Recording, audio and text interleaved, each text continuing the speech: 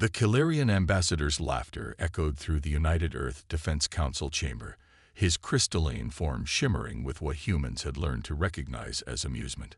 Dr. Elena Martinez kept her expression neutral, though her fingers tightened almost imperceptibly around her datapad.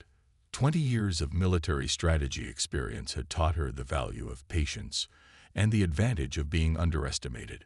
Fascinating, Ambassador Xerix chimed, his translator struggling to convey the full spectrum of condescension in his harmonic voice. Your species has achieved faster than light travel, yet your weapons targeting systems appear to be operating on principles that would embarrass a juvenile science project. The assembled Kilarian delegation rippled with shared mirth, their crystalline bodies creating a symphony of tinkling sounds. Elena glanced at Admiral James Cooper, who gave her an almost imperceptible nod. The show would go on.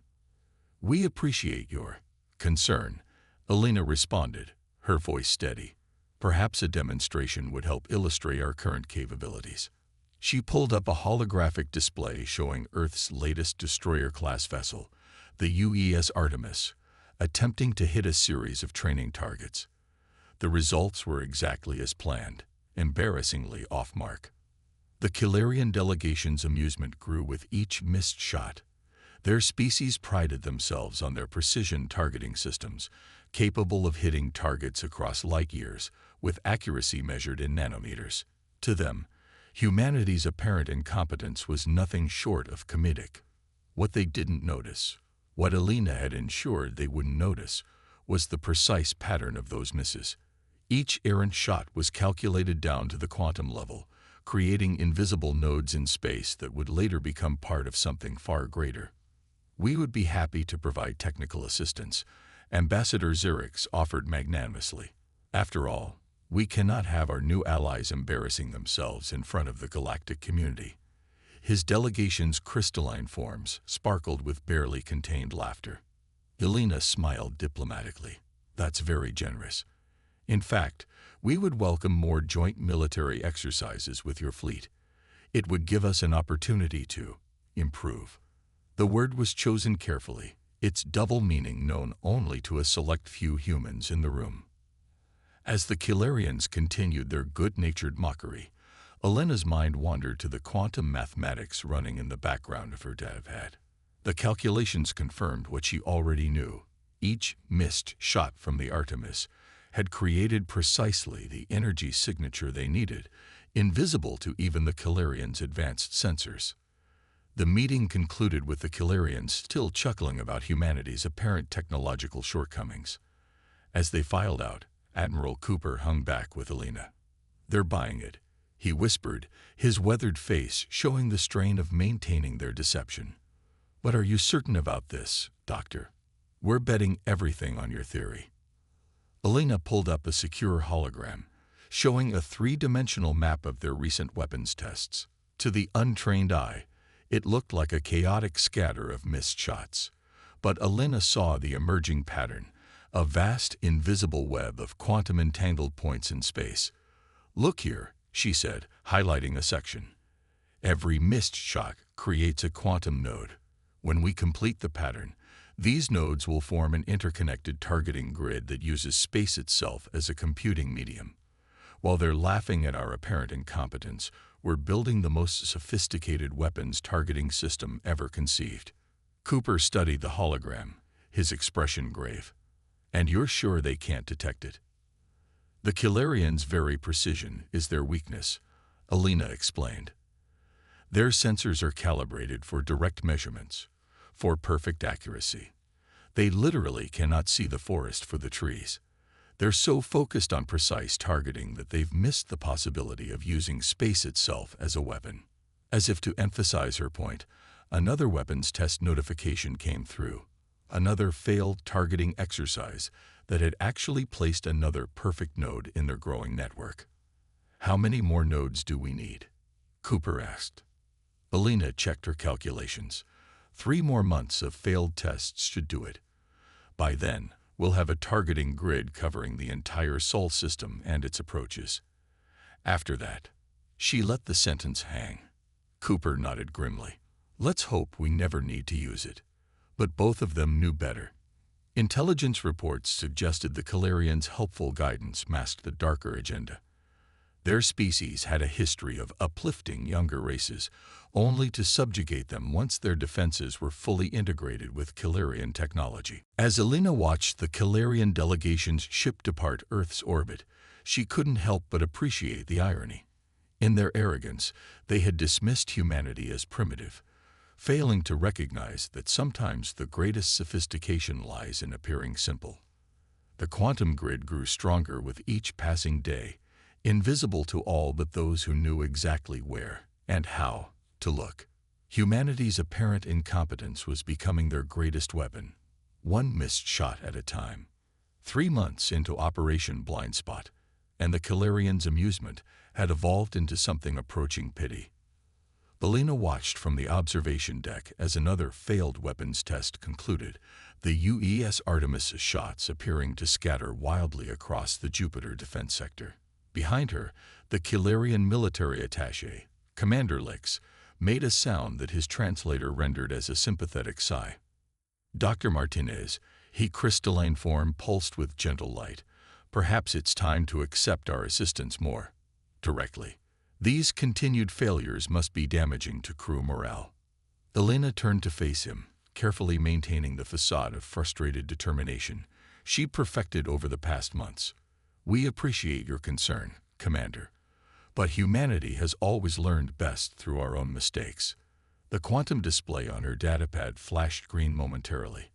Another perfect node placement, invisible to the Calarians' sophisticated sensors.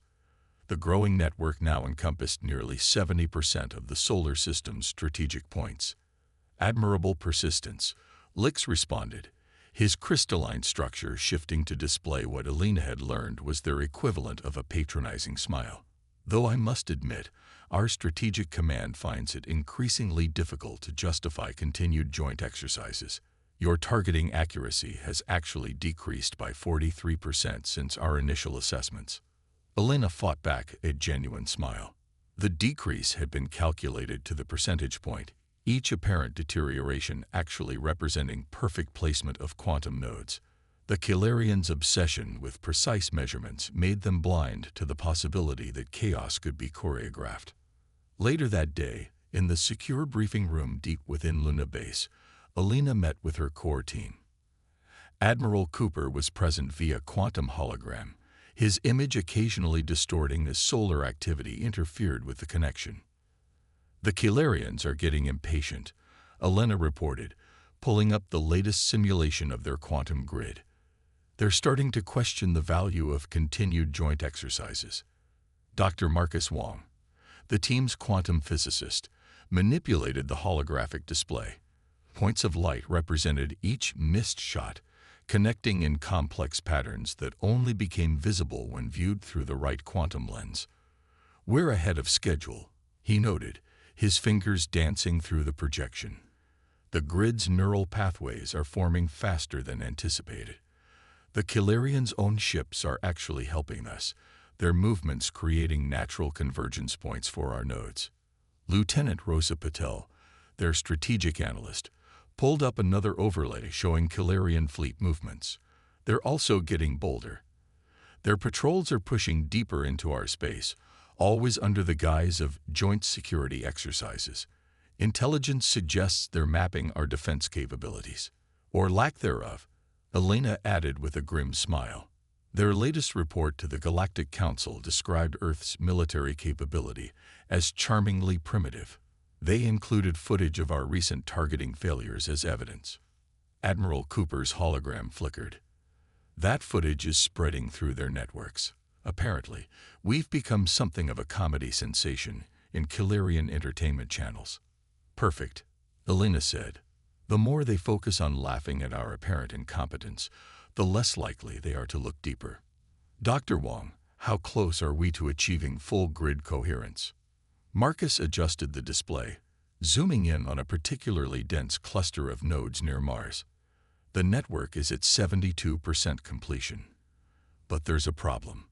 He highlighted a section of space near the asteroid belt. We're seeing unexpected quantum interference in this sector. The nodes aren't maintaining stable connections. Elena studied the data, her mind racing through possibilities. The Kilarians have been running scanning exercises in that region. Could their sensors be affecting the quantum field?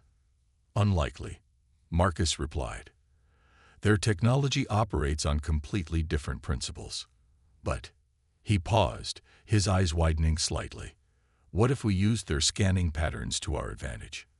Their regular sensor sweeps could actually help stabilize our node connections if we time our misses to coincide with their scans. Elena felt a familiar surge of excitement, the kind that came with turning an apparent problem into an advantage. How many additional test flights would we need? 3, maybe 4, Marcus calculated. We'll need to adjust our targeting errors to account for their scanning frequencies, but it could actually strengthen the grid's coherence in that sector. Lieutenant Patel spoke up, her voice tense. We may not have that much time. Look at this. She pulled up a new set of data, showing Kilarian fleet movements across the sector. They're assembling a significant force just beyond Pluto's orbit. Official explanation is a training exercise, but the pattern matches known Kilarian invasion formations. The room fell silent as the implications sank in. Their time was running out. Admiral Cooper's hologram straightened. How soon could the grid be operational, even at partial capacity? Elena shared a look with Marcus.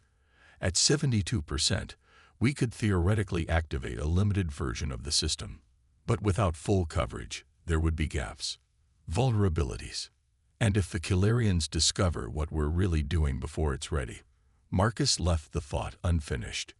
Elena stood, walking through the holographic display of their quantum web. Each point of light represented a carefully orchestrated failure, a piece in a puzzle that the Kilarians' pride prevented them from seeing.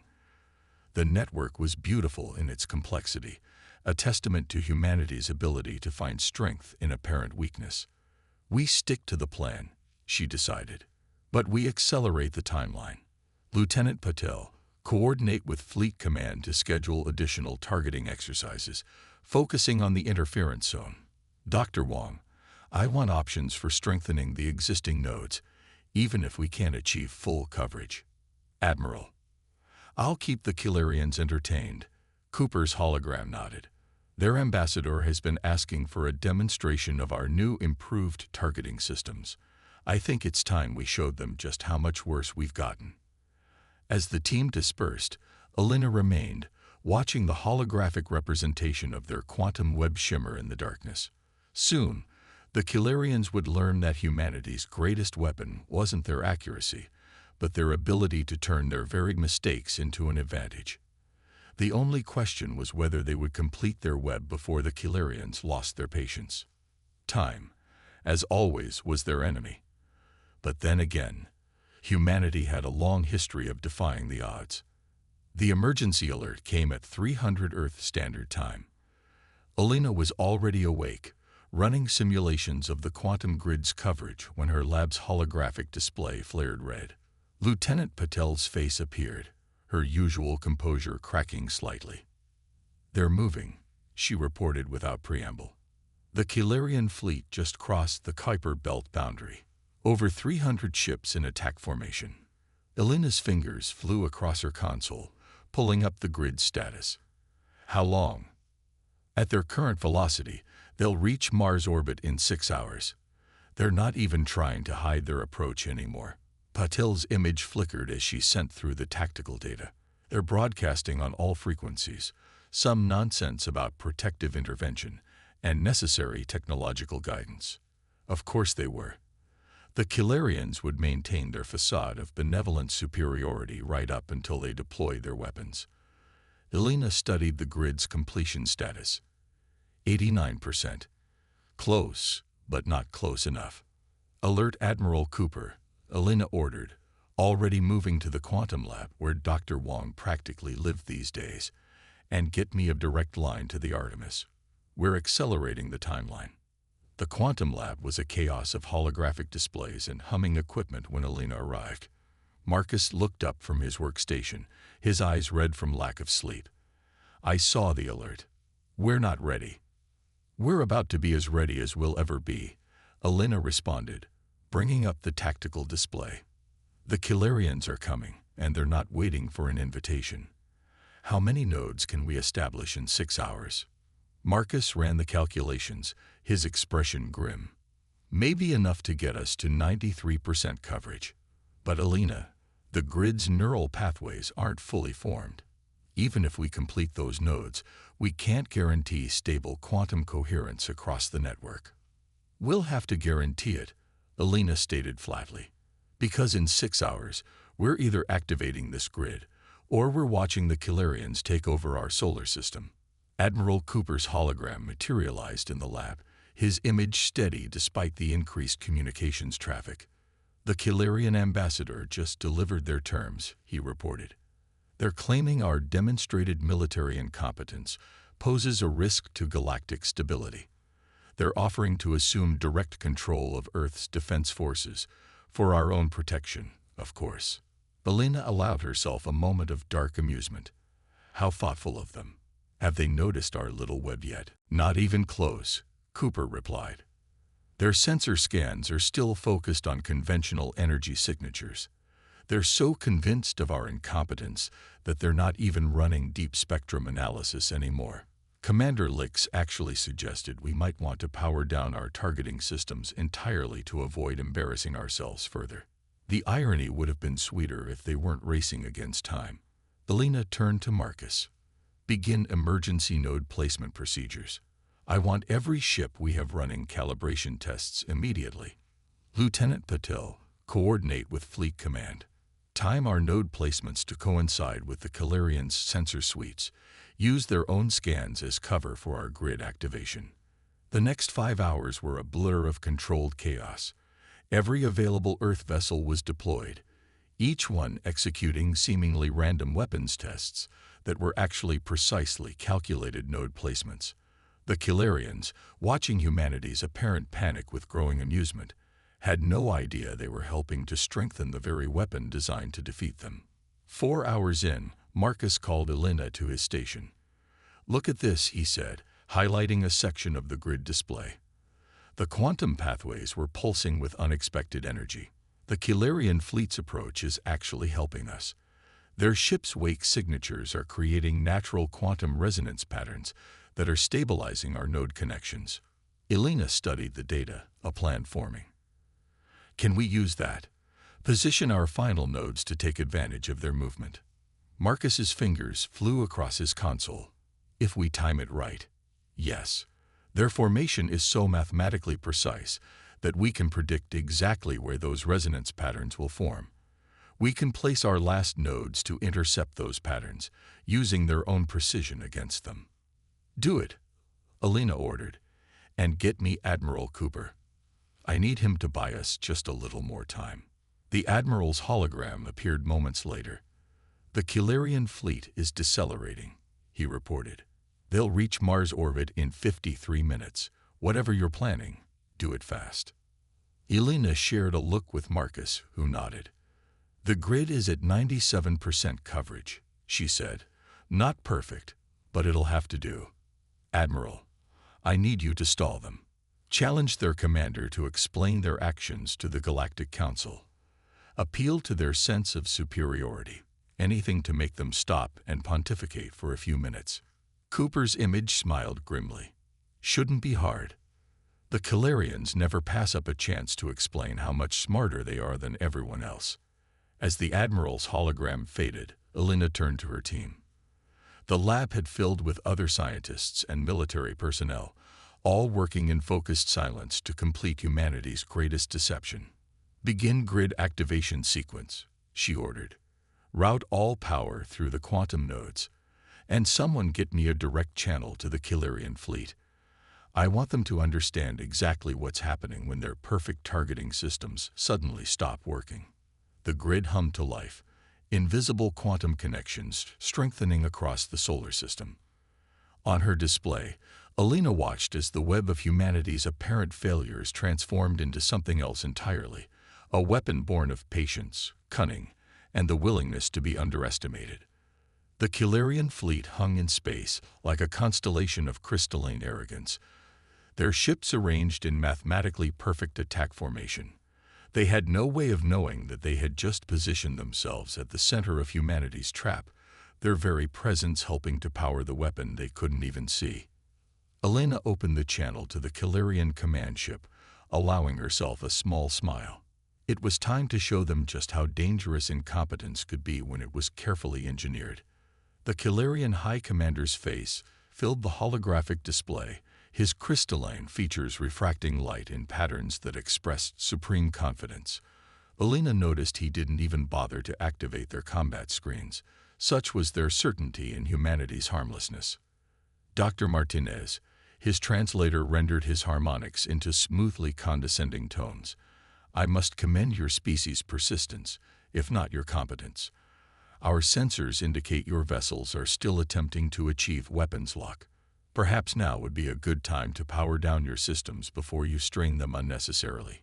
Elena stood in the command center of Luna Base, surrounded by holographic displays showing the quantum grid status.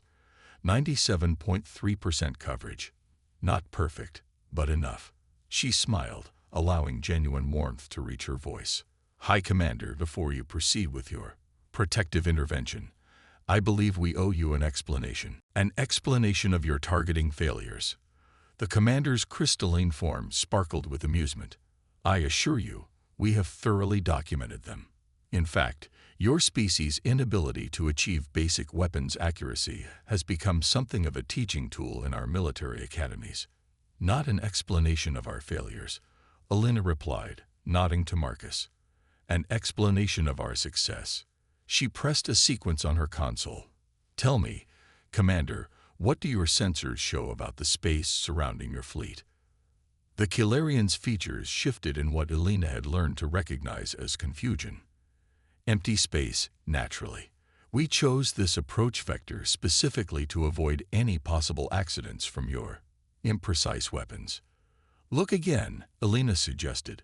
But this time, try scanning for quantum entanglement patterns. She watched as the commander delegated the task to his science officers, his confidence unwavering.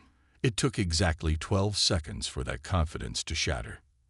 Impossible, he whispered, his crystalline form clouding with disbelief. The entire sector is the quantum signatures. Every point of space is interconnected. Elena finished for him.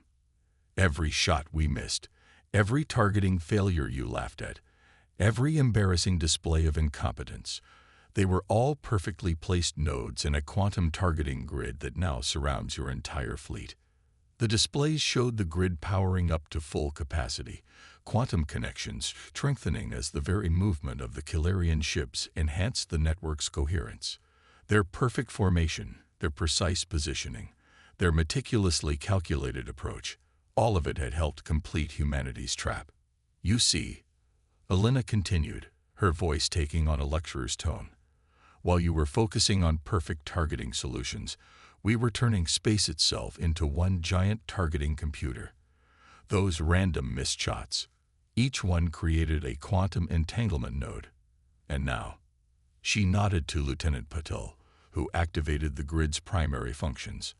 Across the holographic displays, thousands of quantum connections blazed to life, creating a web of targeting data so complex it made the Calirians' precise calculations look primitive in comparison. The effect on the Calirian fleet was immediate and dramatic. Their shields flickered as their targeting systems tried to compensate for the quantum interference. Their perfect formation began to waver as ships received conflicting spatial data from thousands of points simultaneously. What have you done? The commander's voice had lost its condescension, replaced by something approaching awe. We've changed the rules of the game, Elena explained. Your targeting systems are designed to calculate perfect firing solutions.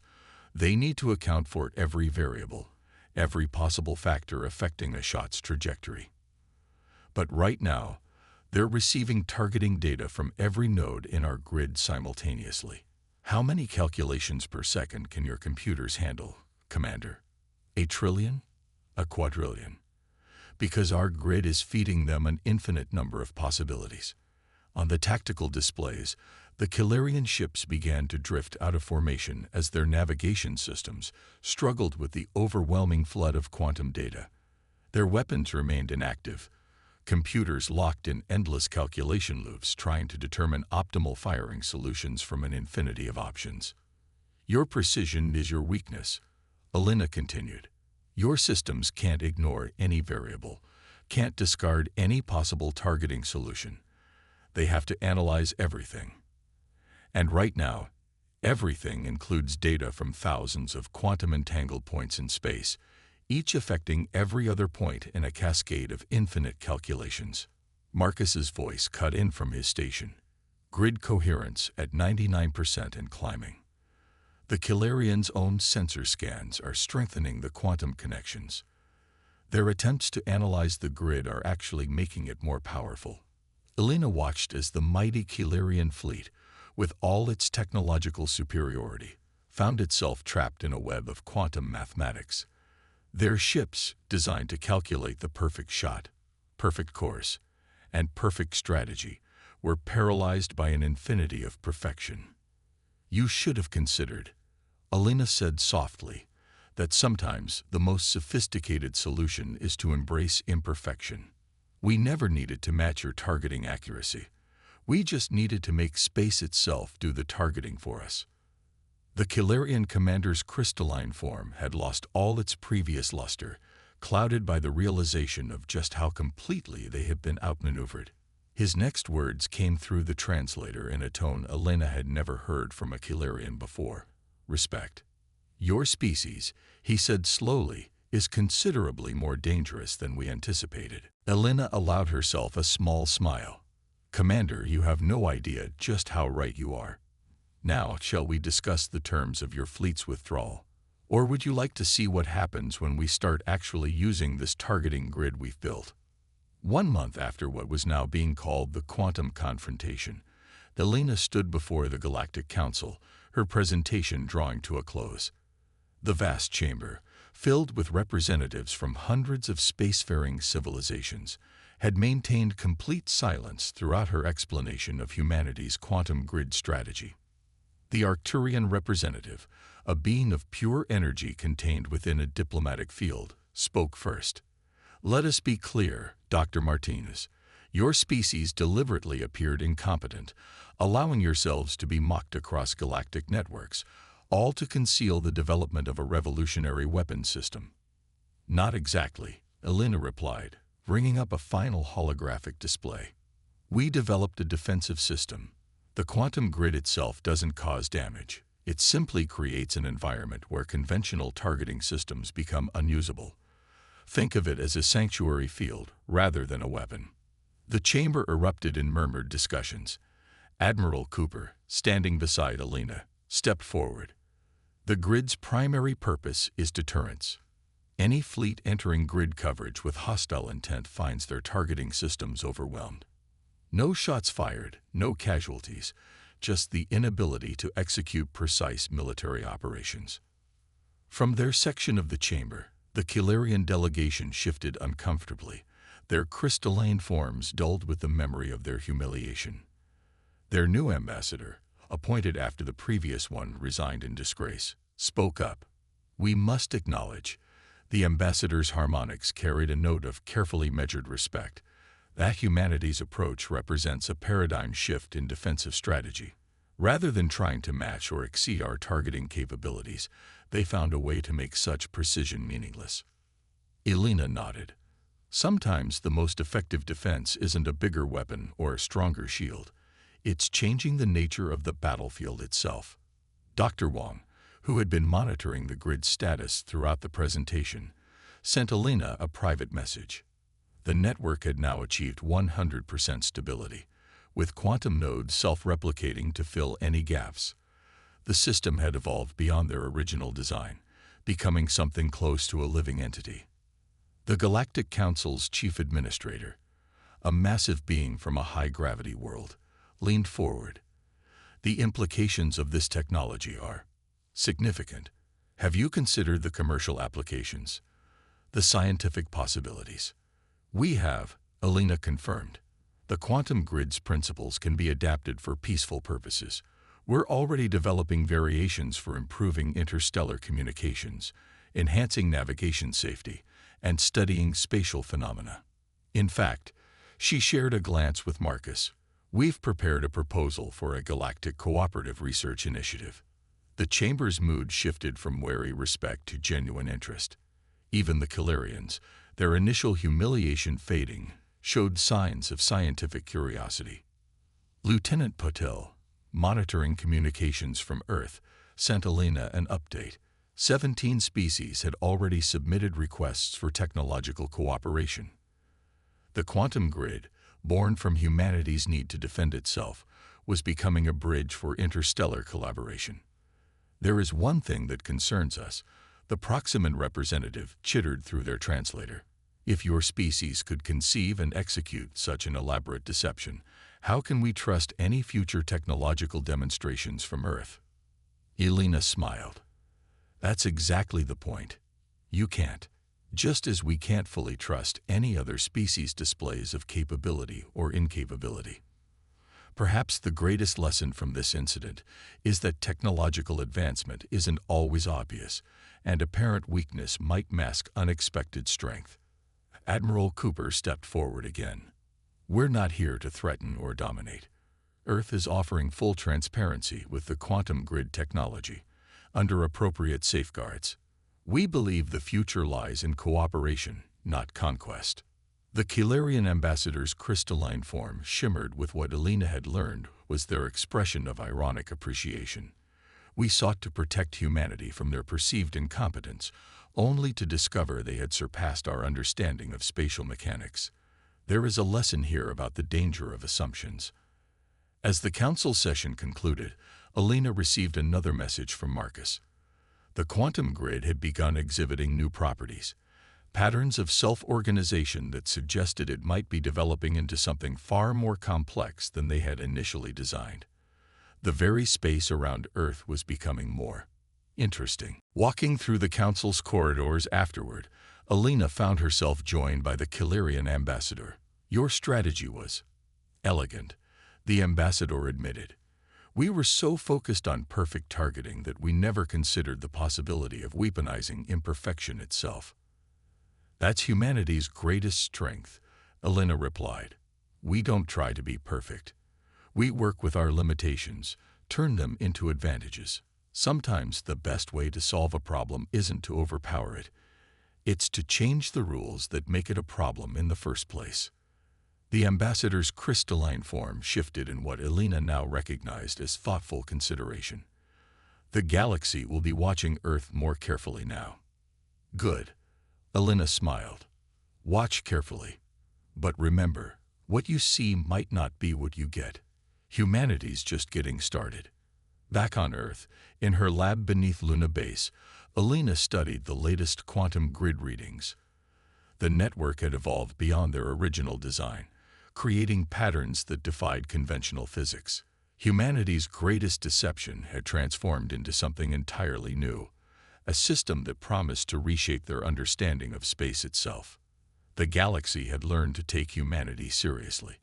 But more importantly, they had learned that appearances could be deceiving, that weakness could mask strength, and that sometimes the most powerful technologies arose not from the pursuit of perfection, but from the clever exploitation of apparent imperfection. As Elena watched the quantum grid's evolving patterns, she couldn't help but smile. The future was uncertain, but one thing was clear. Humanity had earned its place among the stars, not through overwhelming force or superior technology, but through the uniquely human traits of creativity, adaptability, and the wisdom to know that sometimes the best way to win wasn't to play the game better, it was to change the game entirely.